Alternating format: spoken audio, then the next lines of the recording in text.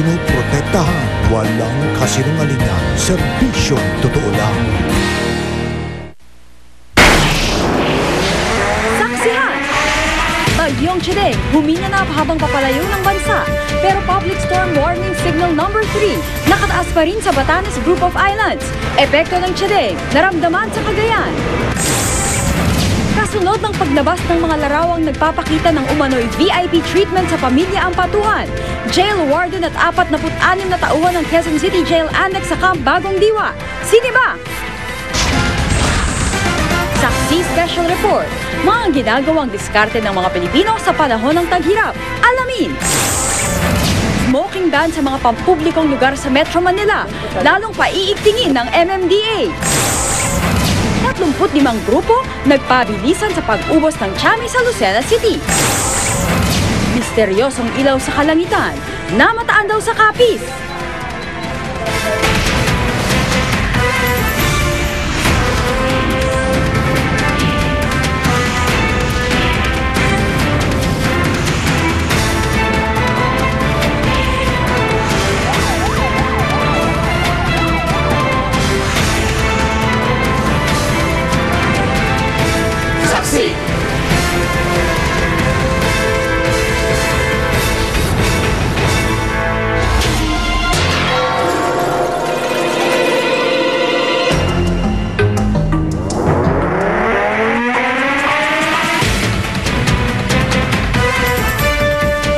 Patuloy na kumikilos palayo ng Pilipinas ang bagyong Chedeng pero nakataas pa rin ang public storm warning signal number 1 sa Cagayan. Kanina nagparamdam ng bagsik si Chedeng sa bayan ng Apari. Nangangamba ang mga residente sa tabing dagat dahil hindi pa rin naayos ang mga seawall na nasira noon pang mga nakaraang bagyo. Mula sa Apari, Cagayan, saksi si Cesar Apolinario. Hanggang pagkagat ng dilim, damang-dama pa rin dito sa Apari, Cagayan ang epekto ng bagyong Chedeng. Umuulan pa rin bagamat hindi nasing lakas ang pagsusungit nito nitong madaling araw. Kanina ganito kalakas na bagsak na ulan at hangin ang naramdaman ng mga taga-Cagayan. Pero sanay na raw sila sa ganito kung may signal number 1. Kaya naman hindi na sila lumikas pa bago manalasa ang bagyo. Swerte ring walang nasirang pananim o kabahayan, pero may problemang nakaumang sakaling dalawin ng bagyo ang Cagayan. Sa sobrang lakas ng impact ng paghampas ng alon dito sa seawall, nasira itong portion na to. At ayon sa lokal na pamahalaan, may mga portion pa nga dun sa bandaron na nasira na rin. At delikado yan para sa mga residente, kaya ang balak nila ayusin ito, tanggalin itong mga tipak ng bato na to at papalitan ng panibagong seawall para hindi delikado para sa mga residente na nakatira dito sa gilid. Natatakot kami, araw-araw natatakot kami dyan kasi lalo na paghating gabi. Medyo takot na kami dahil ito may yung bagyo, saka itong malakas na alon. Pero tila magpapaulit-ulit ang kaba ng mga residente ng dalawang apektadong barangay tuwing may paparating na bagyo. Dahil walang pondo para maayos ang mga nasirang seawall, aabutin daw ng 64 million pesos para ayusin ang mga ito. So humingi kami ng tulong na naman ng United Nations or national government na sana pondohan yan. Kasi yan ang nagiging protection namin dito sa Apari. Cesar Apolinario ang inyong saksi. Humina na ang bagyong Chedeng batay sa pinakauling weather bulletin ng Pag-asa. Pinagtanggol naman ng Pag-asa at maging ni Pangulong Noynoy Aquino ang naging forecast ng ahensya sa bagyong Chedeng. Live mula sa Pag-asa, saksi si Micaela Papa. Mika. Humihina na nga yung bagyong Chedeng habang tuluyang lumalayo sa bansa. Gayunpaman, nananatili ang ilang storm warning signal sa ilang bahagi ng Hilagang Luzon. Dahil apektado pa rin ng palabas ng bagyong Chedeng ang Hilagang Luzon, nakatas pa rin ang signal number 3 sa Batanes Group of Islands, signal number 2 sa Babuyan Group of Islands at signal number 1 naman sa Apayao at Cagayan. Huling namataan ng Pag-asa ang bagyo sa layong 100 kilometro silangan-hilagang silangan ng Basco, Batanes. Humina na raw sa 185 kilometro kada oras ang lakas ng hangin ng bagyo. Ang bugso ni Chedeng nasa 220 kilometro kada oras. Patuloy ang paggalaw ng bagyo sa direksyong Hilaga-Kanluran sa bilis na 19 kilometro kada oras. Yung nasa number 2 at number 3, no? Huwag nang lumabas ng bahay. Yun ang unang-una natin. Igan, bukas ng gabi, inaasahang nasa 470 kilometro hilaga-hilagang silangan ng Basco, Batanes si Chedeng. Linggo naman ng gabi ay inaasahang nakalabas na ito sa Philippine Area of Responsibility. Magugunitang ang unang forecast ng Pag-asa ay tatama sa lupa ang bagyong Chedeng. Kaya naman nang lumihis ito'y batikos mula sa ilang grupo ang inabot ng ahensya. Depensa dyan ng Pag-asa, pasok pa rin naman daw sa 100 kilometers na margin of error na pinapayagan ng World Meteorological Organization ang bagong landas ni Chedeng. Kaya masasabing tama pa rin ang kanilang forecast. Maging si Pangulong Noynoy Aquino, bago pa man umalis ng Thailand at bumalik ng bansa, ay ipinagtanggol na ang Pag-asa. Mas mainam daw na naabisuhan ang mga lugar na posibleng tamaan ng bagyo, kaya sila ay nakapaghanda. Iga, na paalala naman ng Pag-asa kahit palabas na nga itong si Bagyong Chedeng ay nananatili pa rin ang hanging habagat na lalong pinaigting pa nitong bagyo. Kaya naman asahan pa rin ang pag-ulan sa kanlurang bahagi ng bansa kasama ang Metro Manila. Live mula sa Pag-asa dito sa Quezon City, ako si Micaela Papa, ang inyong saksi. Balik normal na ang sitwasyon sa ilang probinsya sa Bicol Region, pero ang ilang lugar sa Mindanao binayo ng malakas na ulan bagamat malayo sa dinaanan ng Bagyong Chedeng. Narito po ang report. Hanging habagat na patuloy pa rin hinihila ng Bagyong Chedeng ang dahilan ng malakas na ulan sa Sultan Kudarat sa Mindanao. Kaya naman 10 barangay ang lubog sa baha roon. 2 bata sa lugar ang muntik ng matangay ng rumaragas ang tubig. Mabuti na lang at sila'y nasagip.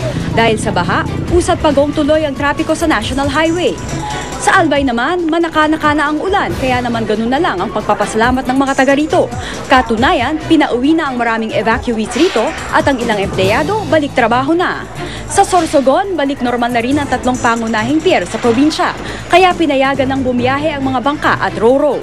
Sa huling tala ng National Disaster Risk Reduction and Management Council, isang matandang lalaki sa Catanduanes at isang lalaki sa Camarines Norte ang nalunod. Pero ayon sa Provincial Disaster Risk Reduction and Management Office ng Catanduanes, aksidente raw at hindi dahil sa bagyo ang pagkakalunod ng matanda. Hindi pa rin daw ramdam ang epekto ng bagyo noong Miyerkules kung kailan natagpuan ng kanyang bangkay. Para sa saksi, Rosetti Rivera, nag-uulat. Samantala, tumaas ang presyo ng ilang isda at gulay sa pamilihan na epekto raw ng Bagyong Chedeng. Pero ayon sa Department of Trade and Industry, hindi dapat magmahal ang mga bilihin. Saksi si Bernadette Reyes. Wala nang mabiling galunggong sa Albay matapos sa mga pag-ulang dala ng Bagyong Chedeng. May mga huli naman daw na ibang isda tulad ng salay-salay, pero nagmahal ito ng 20 pesos kada kilo. Nagtaas din ang presyo ng gabi, habang ang sili na paborito ng mga Bicolano, di man nagtaas ang presyo, nangabasa naman, kaya nabulok na. Kasi nababasa siya, madali siyang mabulok. Pero makakabalik din ito. Bigas, mais at nyog ang ilan sa mga pangunahing produkto mula sa probinsya ng Albay. Pero hanggang sa ngayon, wala pang ulat mula sa Department of Agriculture kung nakapinsala ang pag-uulan nito mga nakalipas na araw. Kaya hanggang sa mga sandaling ito, wala pa rin pagbabago sa presyo. Pero dito sa Kamuning Market sa Quezon City, bumulaga na ang 10 pisong dagdag sa kada kilo ng ilang isda. Konti po nalaot eh. Kaya tumataas. Konti ang nalagban. Siyempre, delikado yun sa dagat. Pero ayon mismo sa Department of Trade and Industry, wala raw dapat bulaga ang dagdag presyo sa mga bilihin. Hindi naman tayo gaanong tinamaan talaga nitong bagyong Chedeng. They should remain stable for the next 2 weeks. Katunayan, yung mga bilihin na nagmahal noon dahil sa oil price hike, dapat daw nagmura na. If gasoline prices are going down, diba? At yun ang ginagamit nilang batayan, di ba tama lang na mag-rollback sila? Pero sa Mega Q-Mart, di gumalaw ang presyo ng galunggong. Di rin nagbago ang presyo ng mga gulay. Ang carrots, patatas at talong, naglalaro sa 30 hanggang 40 pesos kada kilo. Ang kamatis naman nasa 20 hanggang 30 pesos. Ako si Bernadette Reyes, ang inyong saksi. At sa ibang balita, sinibak sa pwesto ang jail warden at 46 na tauhan ng QC Jail Annex sa Taguig matapos lumabas ang mga litratong nagpapakita ng umunoy VIP treatment sa pamilya Ampatuan. Pero giit ng Bureau of Jail Management and Penology, walang indikasyon ng espesyal na pagtrato sa mga Ampatuan ng inspeksyonin ng kanilang selda. Saksi si Chino Gaston. Kasunod ang pagpapakita ni Maguindanao Governor Toto Mangudadato ng mga litrato nagpapatunay umano ng VIP treatment sa mga Ampatuan na akusado sa Maguindanao Massacre, 47 tauhan ng Quezon City Jail Annex sa Taguig ang sinibak ni Interior Secretary Jesse Robredo kanina. Kabilang sa kanila ang mismong jail warden ng Annex na si Chief Inspector Glenford Valdepeñas. Matapos ang maikling turnover, agad umalis si Valdepeñas at tumangging magsalita sa media. Ay, hindi na lang, sir. Sorry ha. Sige, sir. Okay. Thank you, sir.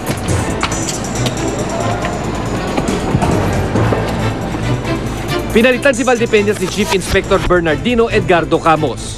Kung meron hong balita, meron hong nangyayaring ganun. Definitely, wala ko kayong mga balita kasi hindi namin papayagan yung VIP treatment. Ang mga jail guard naman, pinalitan ng Special Tactics and Response Teams na mas mataas ang antas umano ng training kaysa ordinaryong jail guard. Maraming star team dito ay itatay up muna namin doon for the meantime. We are going to review yung policy din namin kung talagang may dapat pa kaming i-strengthen in terms of security namin. Sa kabila ng balasahan, iginiit pa rin ni BJMP Director Rosendo Dial na walang indikasyon ng VIP treatment sa selda ng mga patuan na ininspeksyon daw niya kahapon. Pero yung ibang nakita namin mga picture doon, wala kami nakitang irregularity kasi sa loob naman ng bilangguan yun, ng compound naman yun. Ang inmate naman namin ay allowed naman na magpahangin, no, para at mag-exercise kung kinakailangan, parte ng kanilang mga routine activities sa loob ng jail. Gayunman, kukuha pa rin daw sila ng kopya ng mga litrato bilang bahagi ng gagawing investigasyon.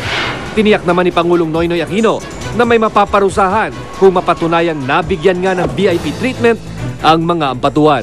Nagrally naman ang grupong Volunteers Against Crime and Corruption kaugnay ng umano'y VIP treatment kay dating Batangas Governor Antonio Leviste. Panawagan ng BACC, huwag nang ibalik ang binawing living out privileges sa mga bilanggo. At habang gumugulong ang investigasyon kaugnay sa paglabas ng bilibid ni Leviste, ang nakalib na Bureau of Corrections Director na si Ernesto Diokno, pansamantalang papalitan ni Parole and Probation Administrator Manuel Co. Chino Gaston ang inyong saksi.